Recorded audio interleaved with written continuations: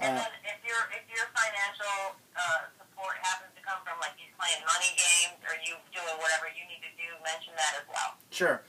Yeah, the financial support that we have, I mean, I think what people don't realize is how expensive it is to play professional golf, whether you're playing on the PGA Tour or you're playing mini tours. You know, people say, people see someone, make a $4,500 check that week. Wow, he made $4,500 that week. What they don't realize is it probably costs $1,400 to get to the event. Then they got accommodations. Then you got food. And you had to play really well to make $4,500. You probably finished in the top 5, and you're playing against really good players. So, were we able to do this by ourselves on a financial basis? No, we can't do it, and that was one of the things that probably held us back for a number of years. But because of the people that we've run into and the people I've met and the clients that I've had who now are very good friends of ours at both the Greenbrier and up in Rhode Island. And then we do have some family members that help out a little bit, which is, it all helps. That's what we told people when we did this. If you want to, any amount of money that you're willing to give us, we will accept it and be very gracious for it. So that's what's set up. The RV is on us. Some of our expenses are on us. I mean, it's not all sponsorship. We're putting our money into this thing as well. There's skin in the bone for us for sure. It's not just, it's not just if I don't make it, okay, no harm for us. The sponsors are out some money. It's on us as well. Do you want to say, too, that we have a contract with the sponsors, that they get money back and we don't get... Yeah, Janelle brings up a good point. We've set up a contract with all the sponsors, and they buy shares. And, you can look at it on JonathanBartlettGolf.com. Is that right, babe? Mm-hmm. So, I mean, if you go to JonathanBartlettGolf.com, you'll see the contract and how we, I guess, drew it up, so to speak, and how the sponsors are paid out. So, I mean, it's... there's a lot of thought went into it. It wasn't I guess an overnight thought. I mean, and it was well thought out, we think, and that's how it's working on the financial end for us. I like that. Okay, so let's talk a little bit about your game. We'll switch to that. Have to look here when you talk. What do you feel like the strongest aspects of your game are, and if you could put kind of in a sentence for me how you feel your game is?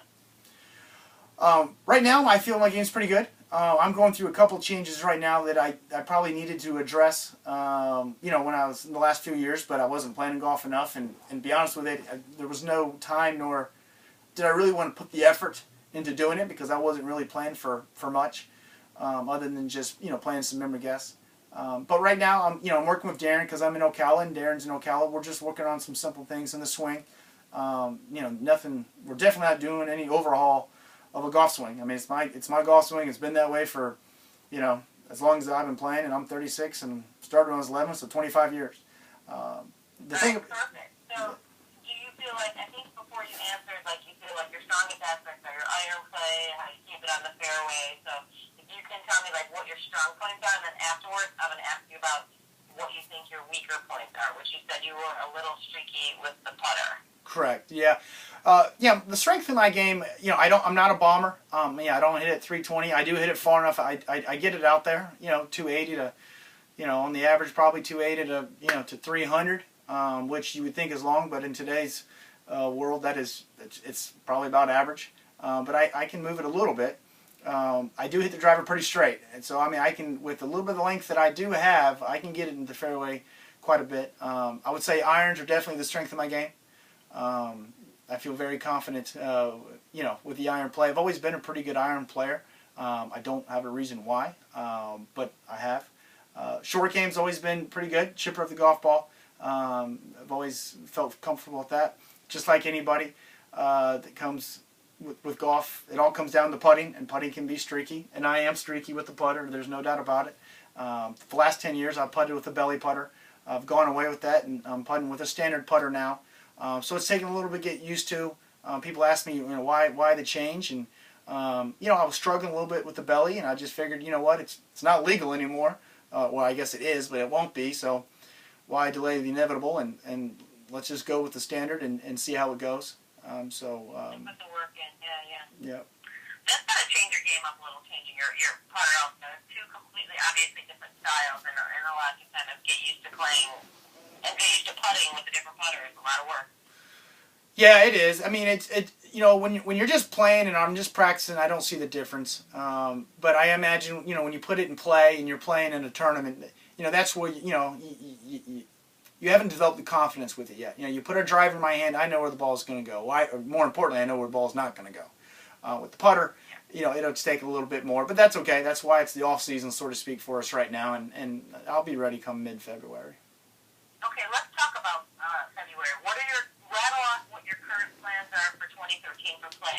I had you on the Hooters tour. Well, is it the Hooters tour still, or is it something else? Yeah, it's the Hooters tour. I guess the website is NGA tour, but I call it the Hooters, whatever it is. Yeah. Okay, yeah, I think everybody kind of still calls it that as well. So if you can give me, I think you're going to do Monday qualifiers for Web.com, and then the Hooters tour starts in mid-February. So just rattle off kind of what your plans are, so they know where they can potentially follow you in the next couple months. Right. So the playing plan for 2013 is playing the NGA tour, the Hooters tour. Starts mid-February, and then once the PGA and the Web.com come more to, you know, the southeast, whichever tour is closest to that Hooters tour, I'll Monday qualify. So, for example, if the Web.com is in South Carolina and the Hooters tour has an event in South Carolina, I'll Monday into, or at least attempt to Monday into the Web.com. If I get in, then obviously I'm not playing the Hooters tour that week. If I don't, then we'll just drive the motorhome over and set up shop for the week at the Hooters tour. And the same thing works for the PGA. If the PGA is actually closer to a NGA tour event or a Hooters tour event that week, we'll do the PGA. Hope to get in. If we don't, then we just play the Hooters tour that week. So each week I'm playing, which is what you need. You got to start playing. I got to get you know, some more reps under my belt. I feel good about it. That's not an excuse if I don't play poorly. That's definitely not the excuse. But the more tournaments you play, the better player you'll end up being. Excellent. These are all really great answers. Let me see if there's anything else I want you to say.